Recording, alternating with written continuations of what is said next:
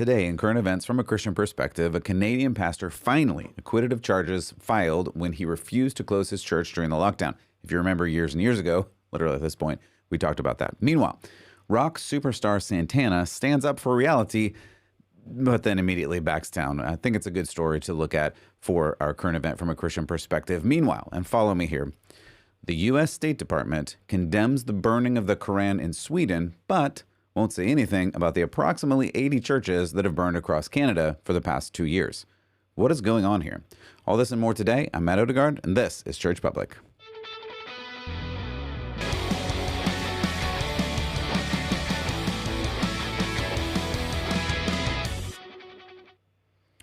Welcome back to Church Public. Again, I'm your host, as always, Matt Odegaard, and I really appreciate you stopping by. Audio listener, I love you. If you want to watch this on video, you can go to churchpublic.com. As always, hit the like button and the subscribe button and the share button. If you want to leave a comment, you want to leave a review, I appreciate all that too. And of course, if you want to support this labor of love that I do for you, churchpublic.com/support. Really appreciate any help there.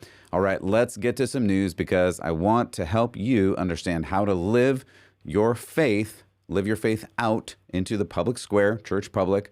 It's supposed to be a faith that is not confined only to your house, to your church, to your family. It's supposed to be a faith that is with your heart and soul and mind and strength, just as Jesus tells us. And yet, it seems so hard to do that in this day and age. So I want to look at that from current events. We'll look at Bible. We'll look at some theology at certain times. I try not to bore you with theology, though that's probably my favorite part of talking about all of this. And anyway, we'll go through some current events and get from here to there. All right, speaking of news, here's a couple things that I saw that were interesting to me. Hopefully, they're interesting and helpful to you as well. James Coates, who, again, we talked about, we're coming up, I think, around 2 years at this point, is a pastor up in Canada, in the Great White North. I have a dear spot for Canada. I have some relatives there, obviously married into a Canadian family. I think that's how that works anyway. So I have been following things going on there, but more than just my personal connection to Canada, we have to understand that in a lot of ways, Canada is further down the progression of Western civilization or the decline of Western civilization than America. So it's important to look at and say, hey, what are they doing there? Because I can guarantee you, if it's happening there now, it's going to be happening here in America soon. That's just the way this goes. So if you've been listening for a while, you know we talked about the draconian lockdowns in Canada and America as well. But in Canada, up until the point of installing fences around churches that didn't comply and arresting pastors, we looked at several of those examples. You can go back into the archives and take a look at that. So this is good news for Pastor Coates. Finally, after 2 years since the property of Grace Life Church in Alberta, Canada was seized by law enforcement due to the church's not listening to the government's health orders, Pastor James Coates was actually imprisoned, if you remember if you didn't hear on the podcast way back then, he was imprisoned for preaching and holding worship services in 2020. Now, after 2 years of court battles, he is expected to be acquitted of all charges. So I love that. The Epoch Times reported, and Coates said he had just received the news of his acquittal. He said he'd, quote, take time to process before he could speak further, end quote. I love that. That's fine. Here's the thing you need to remember that we talked about a couple of weeks ago. And this is part of the problem of it. So I'm excited about that. I'm happy for that. I'm really glad this has occurred in this way. However, what you need to remember is the arrest is the punishment. The shutdown is the punishment. These things make you, regular Christian, think twice about going against the rules. And for them, in some sense, that is enough. They can scare you into not speaking the truth of Jesus, not meeting as a body of believers, not worshiping together. In some sense, they have succeeded. So, Christian believer, live out your faith in the best way that you know how. I'm here to help if I can. All right, moving across the pond to the UK. This is a little bit of a sadder story, but we have to talk about it in the light of sanctity of life, how we view life, how we understand the way the way God creates and God has orchestrated each human in his will. And again, I'm referring to Bible passages like he knew you, he formed you in the womb, in Jeremiah and things like that. So we know that life begins at conception. This comes out of the Wall Street Journal. This is a rather sad story, but it's something that we need to talk about. Lucy Letby, a pediatric nurse for the UK's state-run health system, was sentenced to life in prison after she was found guilty of murdering 7 babies and attempting to kill 6 more. That is in this Wall Street Journal article. It's terrible. Let's read on a little bit more. They say this grisly case has garnered widespread media coverage in Britain and raised questions about the crisis hit National Health Service. During the trial, doctors who worked on the same ward as Letby said their warnings about the killer nurse were repeatedly ignored by management. The hospital in central England where Letby worked called police nearly 2 years after the killings began, and doctors raised the alarm, allowing Letby to kill more babies. End quote. This is terrible. It's unthinkable that this nurse, who is supposed to help people, especially the most, those people that need the most help, that cannot help themselves, that's literally her responsibility. It's terrible that this has happened. But we really have to focus in on some other pieces here that connect to the discussions we've been having over the past amount of time, several years at this point. This comes down to morality. We should all easily see that what this nurse did was wrong, terribly so. But why? Why is killing babies wrong? You know my reasons. I even started out saying my reasons. I think God creates each human specially. Ephesians 2:10, with works created ahead of time for them to do. I mean, this is who he made us. But why do you think killing babies is wrong? Of course you hear a story like this, and it's tragic, and it's terrible, and you want to cry, and you want to be enraged, and there's all these emotions that come because you know it's terrible. But this is where we should see the illogical terror that the left maintains that babies are not babies until after they are delivered, and sometimes not even until much later after that. So it is really important that we understand that, yes, this is a really tragic story, and actually I'm glad that this lady was discovered and prosecuted. It shouldn't have taken this long, but I'm glad that she was discovered. But why can't we have the same perspective on babies that are killed in the womb? Why is there such a disconnect in people to say, well, in that case, it's just healthcare. In that case, it's just choice. In that case, it's something different. Why is it different? How can you make the case for me that it's different? So to make this point, there's a question asked about abortion during the Republican primary this week. Now, I have a lot of thoughts about that, but I'm not going to do it in this episode. If I have more time this weekend, I'll do another episode where we look at some of the Republican primary things that are going on, some of the Trump arrest things that are going on, because my goodness, there's a lot going on there. And I do have to select which stories I talk about because there's just not enough hours in the day. But one of the questions that hit me in watching this Republican primary was about abortion. So I'm not going to get over the different responses that different candidates had, though I have some thoughts on that. What I want to look at is former White House Press Secretary Jen Psaki. She tweeted, I think I have that here if you're watching the video, but I'll read it for you. She tweeted, quote, "No one supports abortion up until birth," end quote. That's her tweet. Now, sorry, it's like laugh or cry, right? It's laugh or cry at this point. So that is so obviously not true. It's just humorous. It's just ridiculous.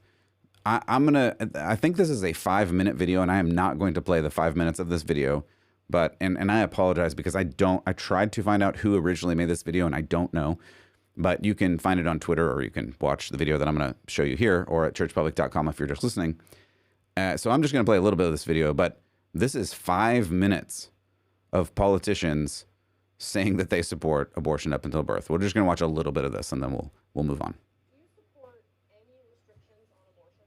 I don't. I've always believed. Hang on, I got just a smidge of difficulties. Give me 10 seconds as we talk through this to see if I can make it work. And if I can't, we're going to move on to another thing.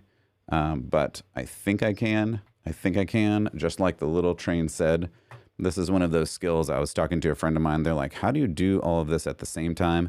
And the answer is, I'm not exactly sure, but it is kind of in terms of practice. You just keep going and multitask, which I'm not technically good at, but here we go. All right, we're going to give this another try. It may work, and if it does, we'll keep going. Third trimester? Do you think there should be any limitation on abortions? No, I do not. Up till now, my understanding is there wasn't a limit on when in a pregnancy a woman could receive an abortion. Have you set any limit on There are no limits. Is there a cutoff for you before that point? No, to me, it's a reproductive, it's a healthcare decision. It's up to women to make that decision. Where it's obvious that a woman is about to give birth, she has physical signs that she is about to give a birth. Would that still be a point at which she could request an abortion if she was so certified? My bill would allow that, yes. Virginia's governor says he has no regrets on his comments earlier this week defending abortion, even as a baby is being born. If a mother is in labor, I can tell you exactly what would happen. The infant would be delivered. The infant would be kept comfortable. The infant would be resuscitated if that's what the mother and the family desired. And then a discussion would ensue between the physicians and the mothers. Are you for? All right, that's enough of that. But you get the idea. Again, that was maybe less than 1 minute, and it's 5 minutes of those politicians. If you were just listening, you didn't see there was the former governor of Virginia there, representative in California, governor of, I think, Pennsylvania. It just on and on and on and on. And the scariest one to me was that last one that we heard, former governor of Virginia, Northam, talking about the mother actually giving birth and then making the mom and the baby comfortable, and then deciding whether or not to kill the baby. I don't know how these people sleep at night. But also, I just looked it up just to see. Alaska, Colorado, New Hampshire, New Jersey, New Mexico, Oregon, Vermont, New York, and Washington, D.C. apparently have basically no restrictions on abortion up until the moment of birth, and in some cases, as you just heard, even moments after. So, back to the story at hand. This evil nurse in the UK killed 7 babies and tried to kill a bunch more, and she has been convicted with life in prison. That's good. That is justice being served. But what if that action occurred 1 minute before? The left apparently applauds this quote-unquote choice. This should set off alarm bells in your head about what is morally right. What is the difference between in the womb and out? More than that, what's the difference between 40 weeks or 24 weeks or 12 weeks or 6 weeks or conception? What is the moral difference? And you need to wrestle with that as a believer. Is the fetus ever not a human? Is an embryo not a human? I'm going to impose here and say, of course, a human is a human from the moment of conception. That's biologically true. It's, of course, scripturally true. This argument falls apart when you see this evil lady in the UK who is convicted, rightly so, for murdering babies, and we all feel the evil of that. But why don't we see it as murder before they are born? Because simply, we don't see it. It's in the womb. It requires faith, just like, well, our faith. So, believer, be glad that this one murder was stopped, but mourn for the lives of those that she killed, and pray for those that don't yet see. The killing babies at all in any stage is wrong. All right, let's come back to America for another story. This one is a little bit lighter, but also sad in its own way. And this is the great and amazing rock star and guitar player, Carlos Santana. As a guitar player, I have admired him for years and years and years, as many of you have as well. So apparently he got fed up with everything that's going on in the crazy world, and he starts talking about things that are wrong with America. And I'm going to play for you what he said. But before I play for you what he said, I'm going to make you guess if you haven't heard this story. For instance, here is one of the headlines. Carlos Santana goes on most insane anti-transgender rant during concert. That's the headline. I'm not even going to read the article for you. You can go and look it up. You can read this article. Carlos Santana goes on most insane anti-transgender rant during concert. Most insane. Here's what I'll do. I'm going to play you the video clip, and then I'll quote some of it so that we can know what words did he say that were most insane. Most insane. Keep that in mind when you listen to this. Let's listen. When God made you and me, before we came out of the womb, you know who you are and what you are.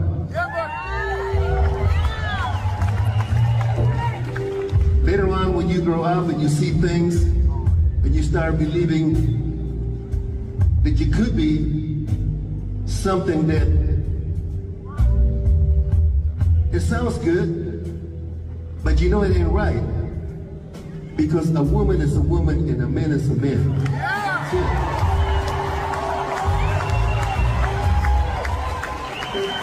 Whatever you want to do, in the closet. I'll just pause it there. But that was the most insane, this is quoting from the article, the most insane transgender rant I've ever heard, if I've heard one. A woman is a woman and a man is a man. Now, in other times, prior to 5 minutes ago, you might say, that's just science. But not now. Now we live in the place where that is the most insane anti-transgender rant that you've ever heard, apparently. He says, and I love that he even starts like, I started today grounding in scripture that God made you in the womb before you were born. Santana, I don't know what his spiritual state is. He's had some strange songs and opinions throughout the years, so I'm not going to interject any on that. But he starts with when God made you before we came out of the womb to know what you are, and then goes on to say, a woman is a woman and a man is a man. Yeah, right? So I love that. I love that. I was so excited to see that. I was so excited to see this post come out. And sadly, oye como va, as soon as I wrote this story down as one I liked and was excited about, sure enough, his apology came rolling down. The 76-year-old guitarist issued an apology on his official Facebook account on Thursday saying, quote, I am sorry for my insensitive comments. They don't reflect that I want to honor and respect all persons' ideals and beliefs. I realize what I said hurt people, and that was not my intent. I sincerely apologize to the transgender community and everyone I offended, and on and on and on.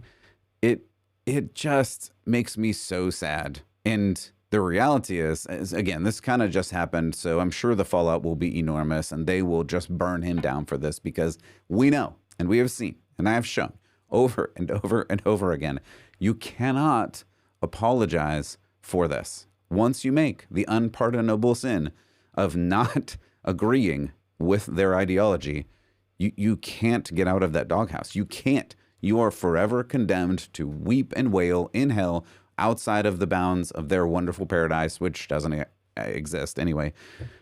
So you cannot apologize enough. And I continue to say to these people who no one is listening, and I know that, but for you, know that if you say something that is true and they don't like, you cannot apologize enough. And you shouldn't. If you say a true thing and it's a true thing and you stand up for truth and you stand up for the gospel, you shouldn't apologize because it is true. And that's just a reminder. And that's really where I want to kind of pull this story back together. The reminder is we're actually not fighting a battle of free speech. I thought about this and kind of made this realization the other day. We hear about the battle of free speech, and we hear that, you know, you're fighting for free speech and all that. And it's kind of true, but it's kind of not true. This country has all kinds of free speech, kind of wacky free speech, and speech that's not even close to reality. But the only speech that is not free right now is true speech.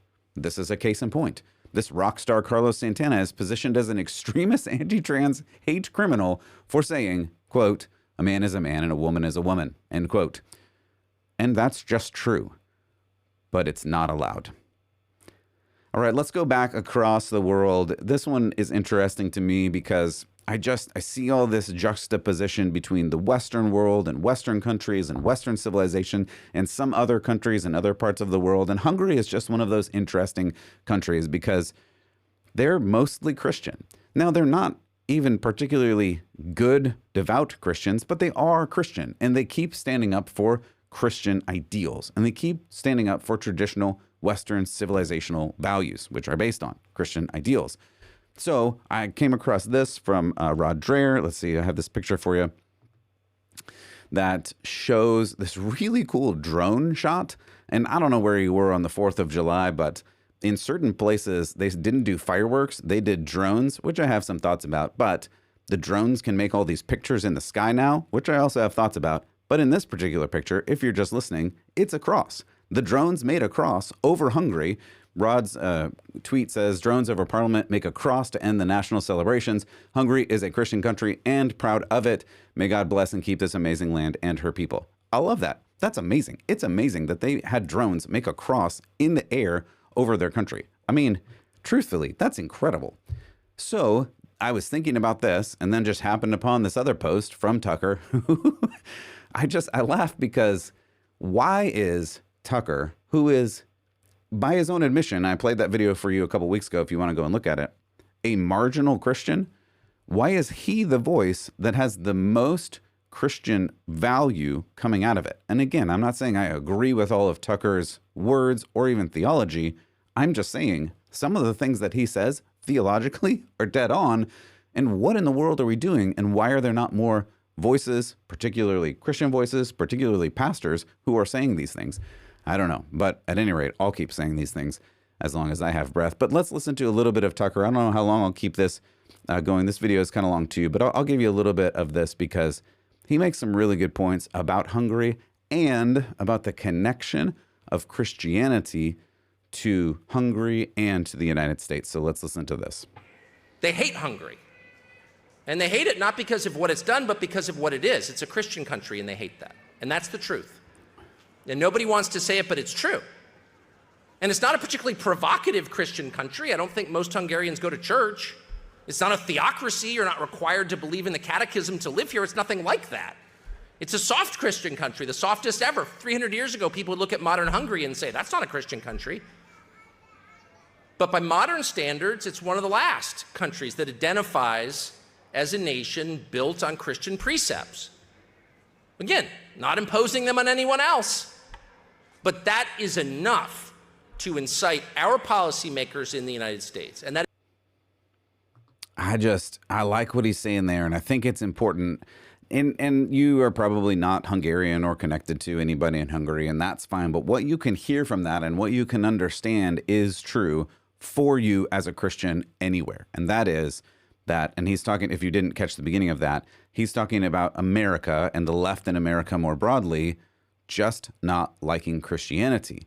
So in the midst of all these other crazy things that are going on in China and Taiwan and Russia and all over the place, the like leaders in America, politicians in America are really buckling down on Hungary, which is super weird and random. But then when you think about it from the perspective that we just heard from Tucker, it's not weird at all because they hate Christianity, because they cannot allow the view of Christianity to exist in the world, because this view means that there's more authority, and that authority is God's. And that means that these power-hungry people, the rich men north of Richmond, as we talked about last time, don't get to have as much power. And that is, for them, a problem. All right, let's go. This one is a little bit of a convoluted story, but I want to unpack it because I think it helps us understand more of what we're hearing from Tucker here and more of what we're hearing about Christianity and really more broadly those leftists in the West who are attacking it in various ways. So this goes to Sweden, but it's really the United States view on Sweden. Now, I know that is, again, kind of convoluted, but I'll try to unpack it. So this was from a couple weeks ago, actually June 29th, so it's a little bit ago, but I think it still has connection to where we are right now. On June 29th, according to Reuters, the United States said it condemned the burning of a Quran outside a mosque in Sweden. So a man tore up and burned a Quran outside Stockholm's Central Mosque on Wednesday. This was, again, back in June. And speaking at a press briefing, State Department spokesman Matt Miller said, Washington believes the demonstration created a, quote, environment of fear, effectively curbing the ability of Muslims to practice their religion freely. He says, quote, I will say that we do condemn it. We believe the demonstration created an environment of fear that will impact the ability of Muslims and members of other religious minority groups from freely exercising their right to freedom of religion or belief in Sweden, end quote. So in other words, by burning the Quran, which I'm not saying I agree with, but what he's saying is it creates an environment that Muslims and other minority religions can't worship. Is that the stance that we should have? Is that the thing we should say, well, no one should have the right to worship in the way that they want? And again, this gets back to, can you legislate morality? Can you say that one morality is better than another morality? And I think it's important that we understand the underlying principle that's being applied here. And the underlying principle is, you can't tell me what to do. I get to have my own truth, and you cannot intercede on that. You can't tell me that the Quran is worse than the Bible. they're the same, according to the government. Or actually, they're not the same. And that's really what the government, the United States State Department, is saying. They're actually saying Christianity, which is the majority religion in Sweden, as well as at one point it was in America and Canada and some other states, countries, it's not allowed anymore. And that's the thing that we keep running into. And I know you say, Matt, you're just saying the sky is falling. I'm not trying to paint that picture for you. I'm just trying to paint the realistic picture of what this government is trying to do to you if you're a believer. They really are doing this. They don't believe the Bible, Christianity, is good. In fact, they believe the opposite. They believe the Bible and Christianity are inherently bad, are morally bad, in the way that apparently they think Christianity persecutes people. They think Christianity pushes people down. So that's why this story was interesting to me, because in the back of my mind, one of the things that I've been thinking about over the last 2 years is also the churches that have been burned down in Canada, as well as some of the churches that have been vandalized and burned in America when Roe v. Wade was overturned, which will kind of tie into this.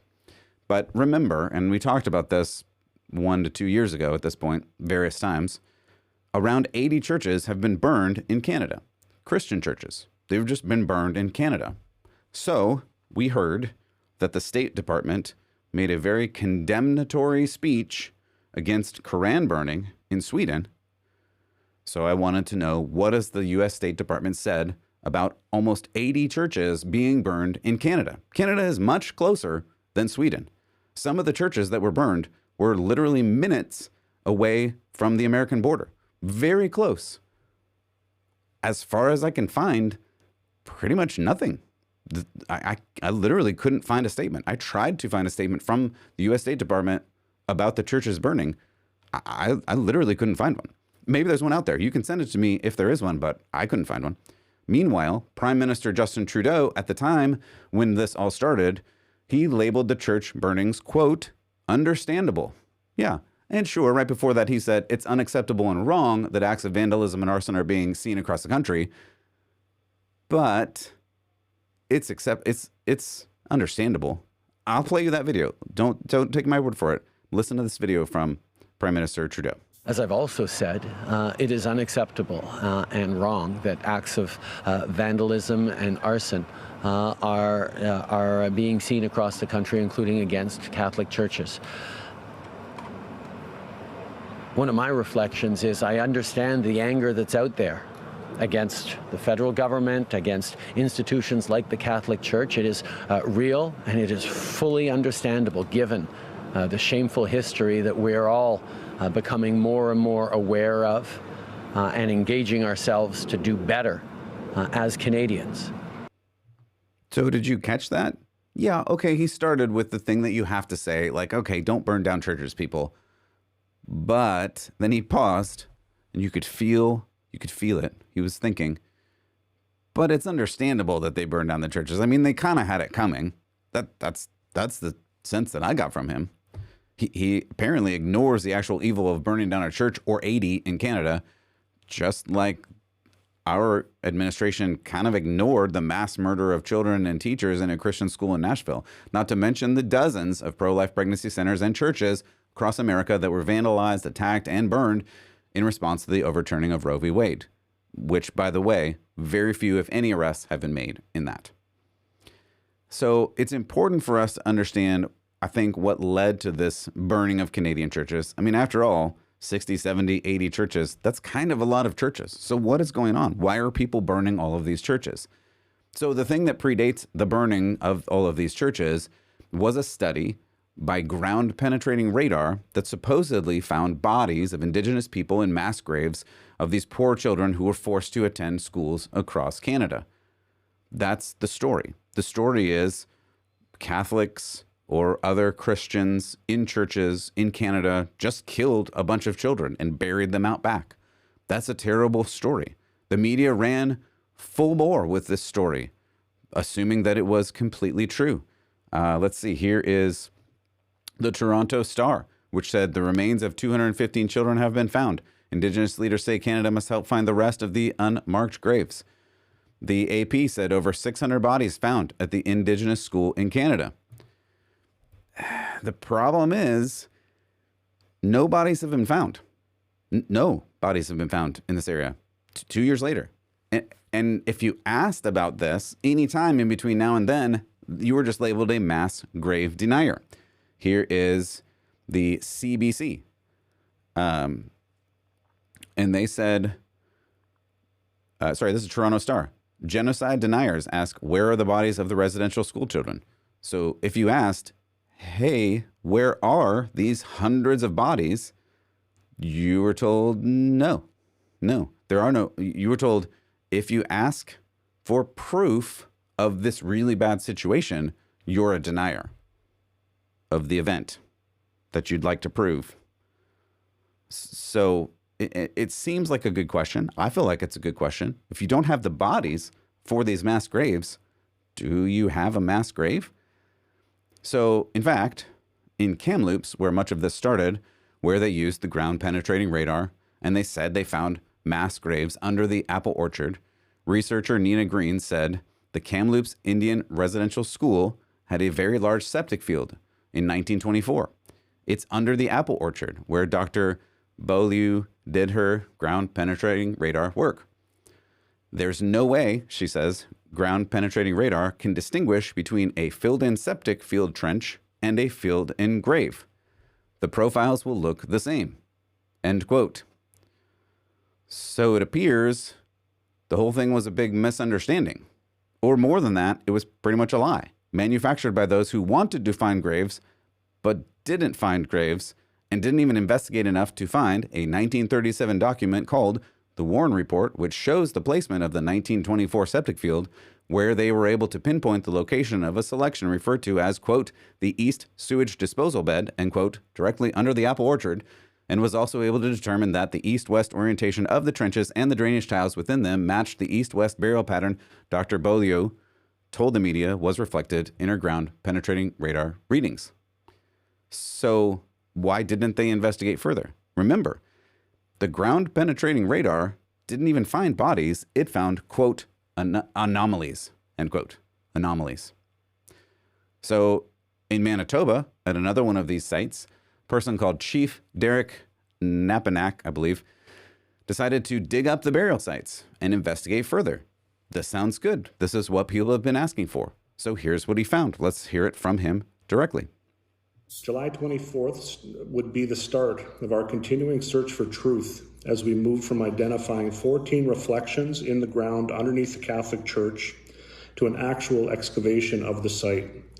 Our elders, residential school survivors, and community members requested that we move in this direction together following community engagement over the past 2 years.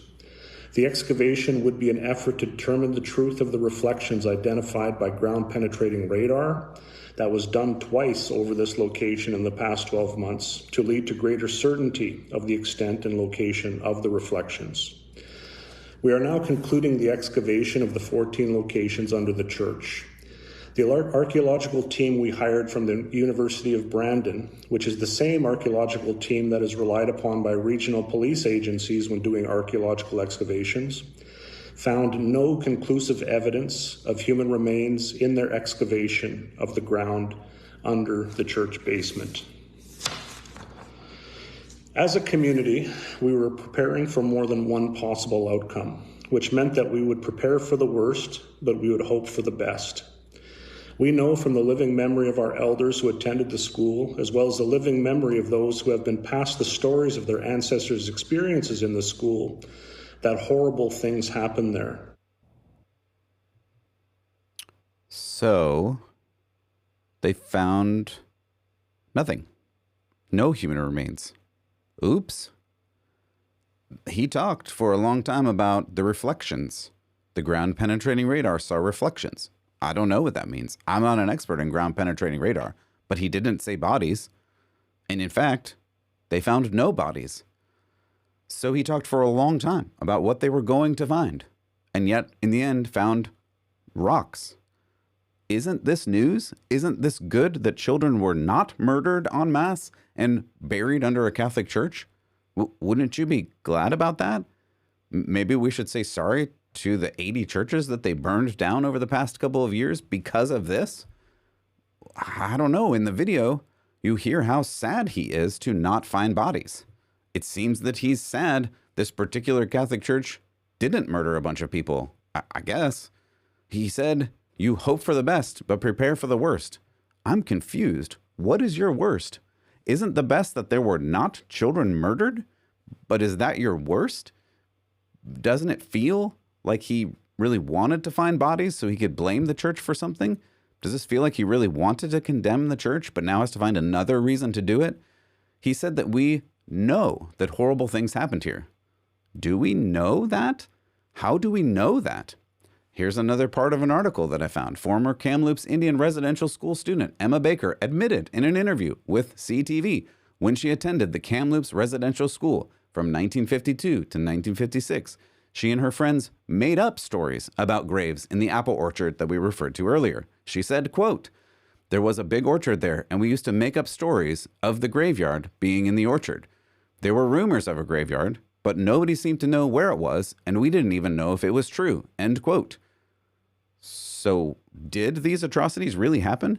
The Canadian government and the media have just lied to us for 2 years about the mass graves of children being under churches, and they have yet to find any of these children. In fact, they have found just rocks and old sewage fields. So can we believe anything you say now? Why should we believe anything that you say? The burden of proof is on you to show that any of this even happened. Yet in the meantime, people are burning down churches, and the politicians just say, well, that's understandable. Trust is based on truth. Yet all we've heard in this instance is lies. Why did 80 churches get burned down because of this? And why did the leader of Canada say, well, that's understandable? And why did none of the government leaders in America say, apparently, anything? As we just discussed, dozens of churches in America were also vandalized and some burned because of the overturning of Roe. And barely any consequences or arrests have been made there either. The why should be obvious. Those allowing all of this to happen, and in some cases condoning it or egging it on, want Western civilization to be radically changed. And the heart of Western civilization is Christianity. And they hate that. They really don't like that there's a God and the government is not the ultimate power. What's bizarre to me, and really sad, is that more people are just not pointing this out. Regular Christians who follow Jesus just don't want to talk about the fact that this culture hates them. They want to be left alone. All the boomers and the Gen Xers just want things to go back to the 50s or the 90s. And it reminds me of this quote from Martin Niemöller, a Lutheran pastor in Germany, speaking about the perils of the Second Great War. He said, first they came for the socialists, and I did not speak out because I was not a socialist. Then they came for the trade unionists, and I did not speak out because I was not a trade unionist. Then they came for the Jews, and I did not speak out because I was not a Jew. And then they came for me, and there was no one left to speak for me. Martin Niemöller. I think those words should have a lot of weight in your heart. You really should discover when is the right time for you to speak out about things that are coming towards you. Is it now? Is it later? Will there be a time to speak out later? Or will so many things be down the road that it doesn't matter what you say at that point? I don't know, but we're going to find out together. Now, I don't want to leave you in a place of sadness or despair, because I don't. I don't despair. I have so much hope. I have more hope now than I think I ever have in my life. I know you probably don't hear that. You may not even feel that from me, but the reality is it's true. And the reason it's true is because I know the author of the story, and I actually know how the story ends. You can too. It's all right here in this Bible. So I'm going to read a couple of verses for us as we leave, and then I'll let you go on with your day. This is 1 Peter 4. I'll start with verse 16. However, if you suffer as a Christian, do not be ashamed, but praise God that you bear that name. Verse 17, for it is time for judgment to begin with the family of God. I'm going to jump to verse 19. So then, those that suffer according to God's will should commit themselves to their faithful Creator and continue to do good. I love that. I think that's very encouraging. Hopefully it's as encouraging for you as it is for me, because it tells me that when I follow God, this culture is not going to like me. And yet, my hope, my reward, my Savior and my King are not of this world. I put my full trust in him, and I hope you do too. I hope you follow Jesus with all your heart and soul and mind and strength. For Church Public, I'm Matt Odegaard, and I also hope you keep the faith.